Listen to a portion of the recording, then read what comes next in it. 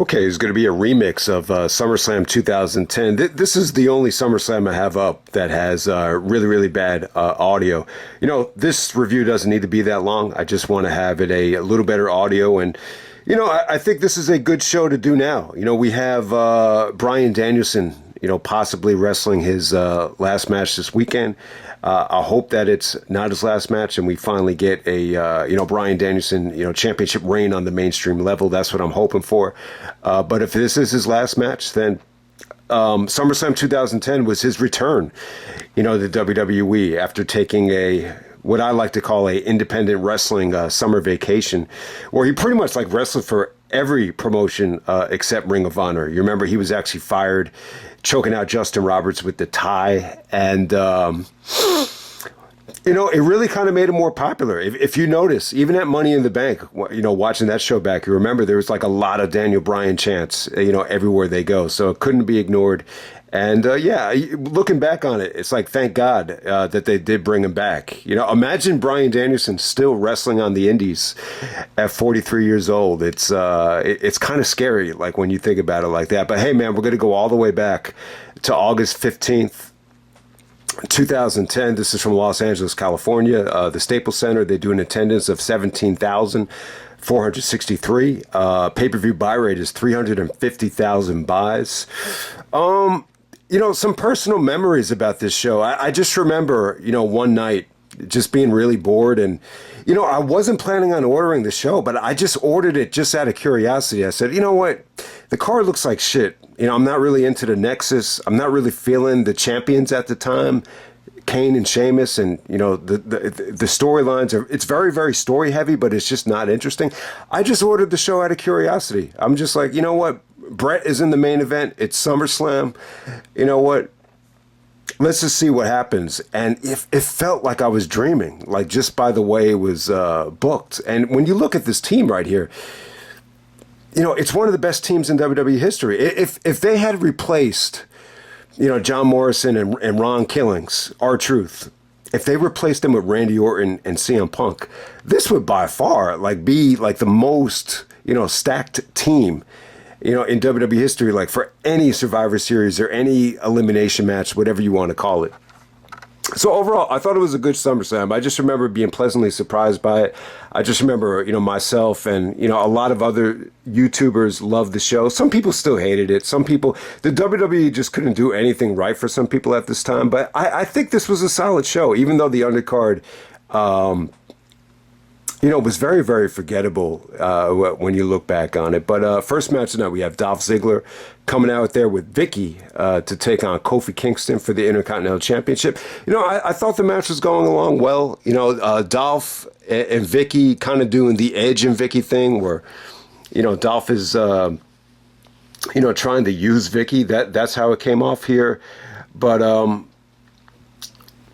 I thought this was the perfect opener for a SummerSlam. So what they book here is the NEXUS just come out. Wade Barrett comes out.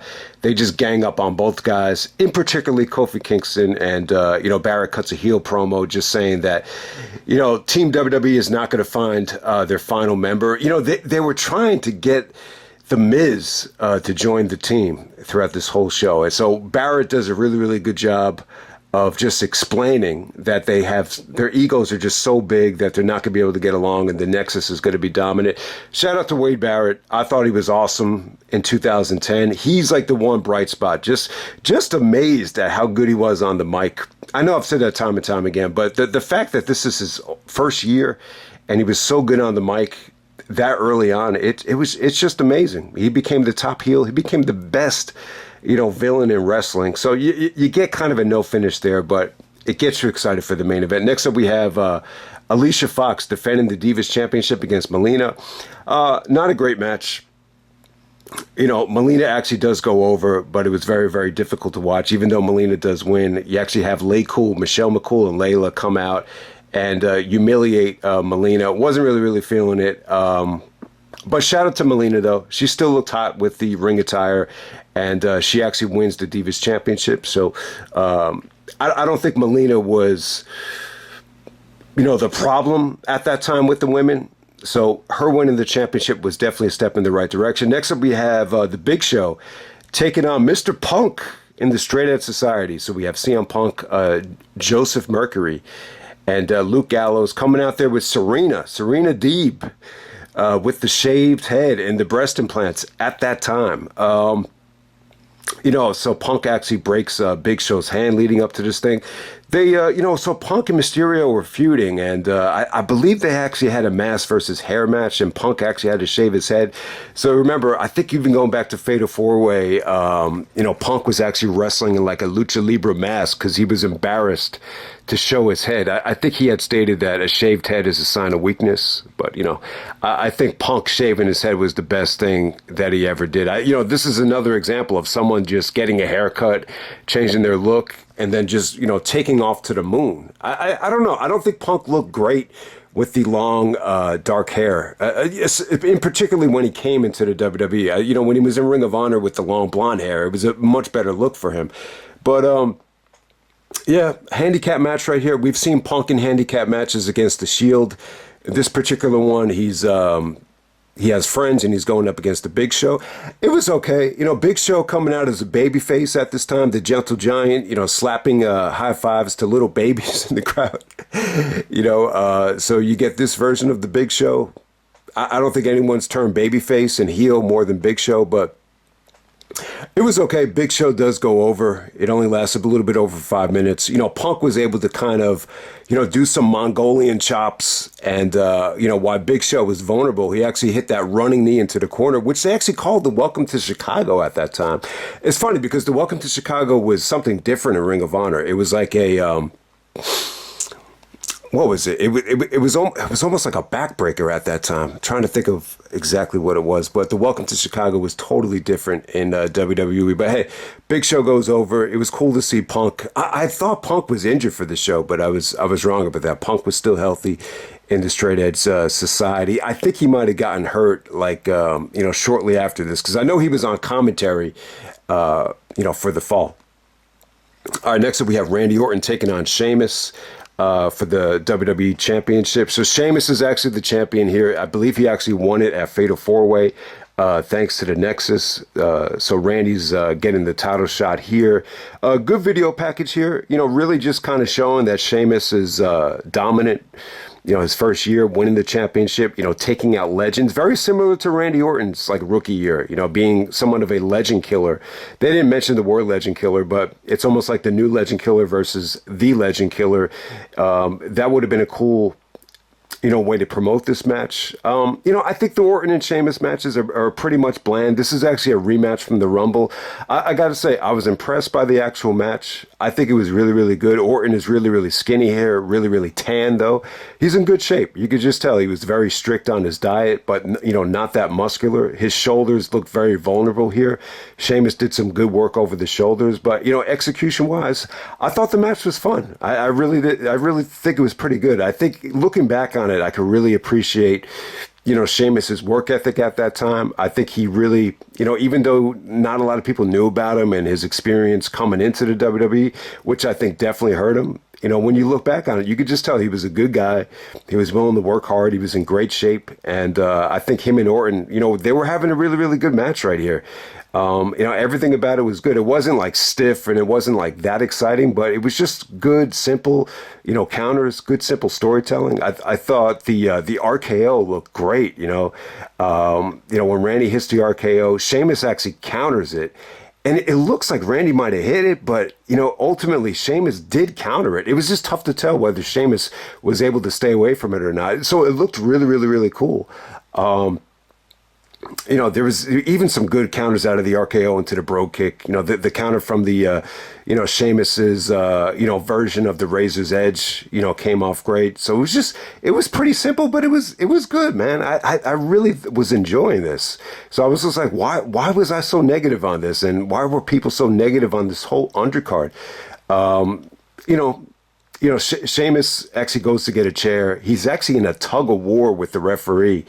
And he wins the tug of war. The referee goes flying. So out of frustration, the referee calls for a DQ. Sheamus actually smiles and he's happy about it. Orton actually RKOs him through the table. The table does not break, and that's how it pretty much ends there. But hey, I think Randy would actually win the championship the next pay-per-view at Night of Champions. I think it was like a fatal six-way or something like that, which was actually Jericho's last pay-per-view, for like 2 years. All right, next up we actually have Kane coming fresh off Money in the Bank, cashing it in, taking on Rey Mysterio. I will say this about the match, man. It was pretty damn good. I think Kane and Mysterio had great chemistry here. The crowd was kind of dead, though. And the video package, Kane is actually blaming Mysterio for attacking The Undertaker. And then Mysterio's like, it wasn't me. Like, if anyone hates your brother, it's you, Kane. So... I really wasn't feeling the video package here in terms of the actual story. This is an example of WWE just using really over-the-top, fancy special effects, over-the-top music to really make you engaged. But still, it just wasn't there for me. The storyline was just too uninteresting for me to really, really care about it. But you get to see the return of The Undertaker here, which was a highlight of the show. I thought it was very, very well done. The actual match, despite pretty much an uninterested crowd, really, really, the match actually picked up towards the end. I got to say, the counters and the chemistry between Kane and Mysterio, was awesome. Whether it's, Kane countering the 619, Mysterio countering the chokeslam into a hurricanrana into the 619, Kane actually countering the West Coast pop into a leg drop or a big boot. There was just so much good stuff here, man. It was really, really cool. I mean, anytime Kane chokeslams Mysterio, it just looks like a slam dunk. So yeah, I got to say Mysterio, he worked well with Kane. Mysterio works really, really well with bigger guys. It just creates a David versus Goliath feel, and I got to give them credit. Even though they did get off to a rough start, I got to say the match was pretty damn good. So Kane actually wins. He pretty much wins clean, and after the match is over, there's actually a coffin at ringside. The fans were really, really disappointed the first time Kane opened up the coffin or the casket, and nothing was there. And then he shuts it again, and then he tries to take out Mysterio. And then when he opens the casket again, you get to see Undertaker. Taker looks like he's going to go after Mysterio. He's like giving him a lecture. He's kind of kneeling down to him, and it looks like he's gonna like rip his heart out. Then all of a sudden he turns around, looks at Kane, the crowd just explodes. So yeah, Taker didn't look great here though. He looked a little bit out of shape. He definitely looked like he wasn't ready to come back yet. Whatever type of WrestleMania rhythm or conditioning he was in with Shawn, it looked like he kind of lost it at this point. So, maybe that's why some of these Kane and Undertaker matches definitely suffered. Probably a lot of lethargic and, lack of conditioning, at that time. If you could have a great match with Kane, you need to be in shape, like a Kurt Angle or a Chris Benoit or Shawn Michaels, obviously. So, yeah, you get to see the return of Taker. He, turns his, venom towards Kane and gets a pretty good reaction, man. So let's move on to the main event. We have Team WWE taking on Team NEXUS. This is a 7-on-7, 14-man tag team elimination match.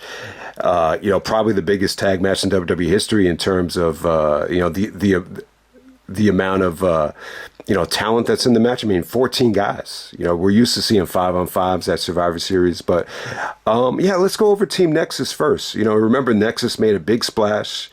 They had the NXT show with all the WWE guys kind of mentoring young talents. The most memorable ones was The Miz actually mentoring Daniel Bryan, which definitely played into this show with The Miz attacking Bryan. And, Miz was debating whether joining the team, and, Cena rejected him at the last second. You also had Jericho actually mentoring Wade Barrett. So yeah, you had a lot of that. So Team NEXUS here, the one guy I was expecting to see that was not here was actually Bray Wyatt. I thought he was wrestling as Husky Harris, and I thought that he was in this match, but he's actually not. But let's break it down. We have Darren Young. Darren Young went on to have a pretty good career. I believe he's actually a gay wrestler, and he was in a tag team with as the Primetime Players, if I'm not mistaken. And then you have David Otunga, which is the Harvard graduate that dropped out of law school to go to the WWE. He's always drinking coffee. Really, really jacked up dude. He got a lot of heat here. A lot of guys thought he was probably the worst performer in SummerSlam history to ever be in a main event. You got to think about it, man. This is a huge match, man. Think about it. Some of these guys main evented SummerSlam, and they never wrestled on SummerSlam again.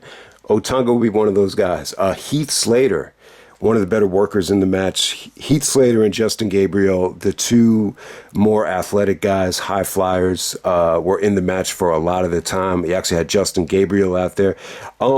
Gabriel had a lot of buzz, actually, when you go back to the FCW days. He never wrestled like in PWG and Ring of Honor, but, there were a lot of people that just thought he had a lot of potential, once he got to FCW, from what I remember. Michael Tarver, I don't remember him much. Black dude, was pretty much in there for a cup of coffee before getting eliminated by John Morrison.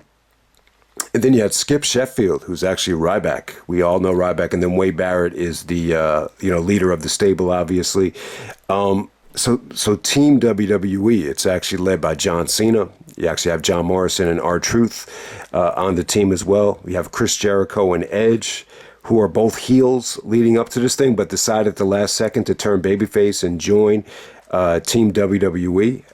And then we have Bret the Hitman Hart, who was actually taken out by the Nexus, several times leading up to the show. I totally forgot that the Nexus actually took out Vince.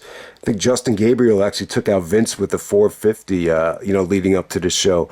So the seventh guy was supposed to be the Miz. Miz actually does come out, and then Cena's like, whoa, wait, Miz, you can't make your decision at the last second. I already got somebody else. And he hates the Nexus just as much as us. Let me introduce you to Daniel Bryan.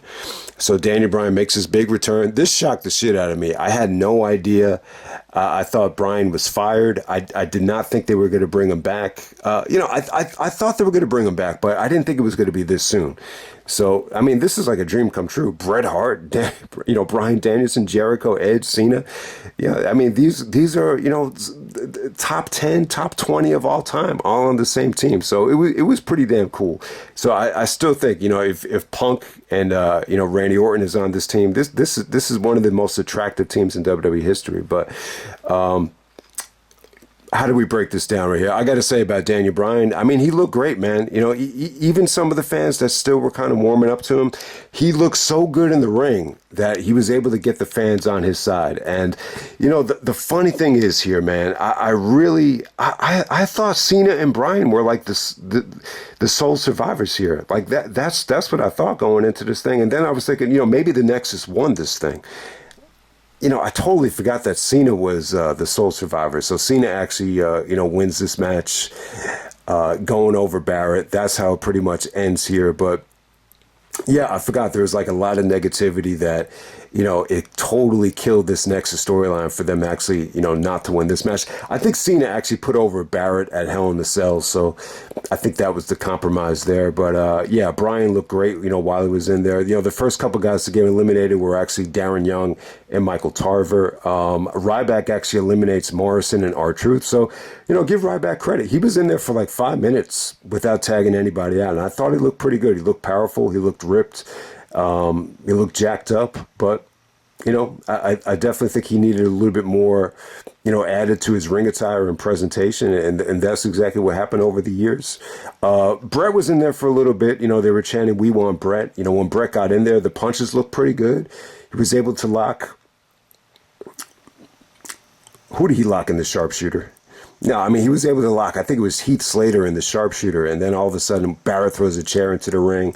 Bret actually takes the chair, starts hitting guys with it, gets disqualified. So, I never really thought about it, but Bret doesn't, do the honors here. But, it was a cool way to get Bret in and out of the match. I don't think really anybody expected Bret to do much, but I actually enjoyed it, man. It was just pretty cool. I think Bret being in this match just makes it, it made it feel a little bit more special when you combine, WWE's past and Bret and WWE's future and Daniel Bryan. It really, really does, make the match feel that much more special to me. So when you're looking at the booking of Edge and Jericho, It was pretty cool. They really got themselves over as baby faces here.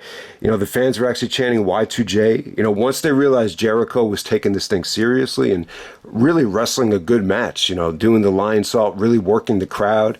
The fans are chanting for Jericho. The fans are going crazy for the spear. This is like really the first time with the spear stuff actually caught on with the fans. So that came off great. So there's a situation here where I think it's Jericho. Heath Slater actually pushes Jericho into Cena. Jericho takes exception to it. Jericho ends up getting pinned. Edge starts barking at Cena, saying, like, I knew this was going to happen. You're getting in the way, and, you're not a team player. And Cena's like, I didn't even do anything. And then all of a sudden, Edge actually gets schoolboyed and pinned. And then both Jericho and Edge turn on Cena. So that's what happens right there. Miz actually comes out after Daniel Bryan is just rocking the house. Bryan actually eliminates Heath Slater with the lapel lock. Then all of a sudden, Miz comes out and hits Bryan behind the referee's back with the Money in the Bank. So that's how Daniel Bryan gets eliminated. So it was cool. Michael Cole had some pretty interesting commentary here on Daniel Bryan, just saying that it was a mistake. The Miz should have been the one to be in this match. The problem is now the WWE has to rely on Daniel Bryan to win this match, and it's just unrealistic. He actually made a Mets analogy. He's like, I'm a big Mets fan, but honestly, I don't expect them to win the World Series. Like, as much as I like the team, I just know that they're just not good enough to win. So he actually compares Daniel Bryan to the 2010 Mets, who obviously I'm just assuming were not that great of a team. I'm sure they're even worse than the Mets team from this year, which is just very inconsistent considering how much talent they have. But hey, back to the match, man. So it actually comes down to Cena going up against Justin Gabriel and Wade Barrett. Gabriel goes for the 450. Cena gets out of the way and he pins Cena. And Cena doesn't even have to do a move. He just pins him right there. So Cena and Wade Barrett, one-on-one. Cena's able to make Barrett submit to the STFU, the step over crossface, and Cena is the sole survivor here. I got to say, pretty fun match. I'm a little bit baffled at the booking here. I think looking back on it, I think Wade probably should have won this thing. I don't know, man. There's like multiple finishes that just run through my mind here. For some reason, I just thought it was going to be Cena and Bryan, winning this thing as the sole survivors here. But, Cena winning by himself just really didn't make a lot of sense to me. Even looking back on it now, I'm just like, man, this was a huge opportunity to put over Wade, continue this storyline with the Nexus going over. But, man, Cena winning by himself, man, I just don't remember this. I could have sworn this was not the finish, but I guess it is what it is, man. So, John at the time just, John is in his prime at this time. He's selling merchandise. Clearly a lot of people have moved away from WWE at this time because of how watered down the storylines were. And, it's clear that, anytime you order a pay-per-view and they stack the odds against Cena, he's overcoming the odds each and every time. And this is just another one. I mean, I totally forgot about this, but hey, this is just another time where Cena overcomes, Edge and Jericho. He overcomes, the Nexus. And he overcomes, Miz actually turning on Daniel Bryan. But, Cena was moving merchandise. He's clearly the top draw in the company. And, why jeopardize that? I think that's Vince's mentality at the time. But still, give Wade Barrett and the Nexus credit, especially Barrett. I think this kind of killed, the Nexus as a stable. But what it really did was it opened the door up for Barrett, to just do some great singles work once you got into the fall. And I think that's exactly what happened there. So I'll just end it right there, guys. That's SummerSlam 2010. I think it held up pretty well. I think it really did. The feeling that the show gave me at the time was just a wow factor. I was just like, wow, this is pretty damn cool. Like, the champions at the time, Sheamus and Kane, You know, the battle of the big red machines. You actually had Sheamus and Kane interact. But I got to say, you know, even though it's not a great SummerSlam, like this isn't like the SummerSlam format where you're just getting great match after great match and, you know, all these great singles matches that have great build. It's a little bit of a different SummerSlam. This SummerSlam is going to stick out like a sore thumb in the WWE history. But, you know, 2010, I think it was such a lackluster year that they just needed to do something different here, just to kind of, you know, sell the show. And I think they accomplished that. I think they did it. I think, you know, besides anything from WrestleMania season, this is definitely the highlight, I think, that the WWE had in 2010. So let's just end it right there.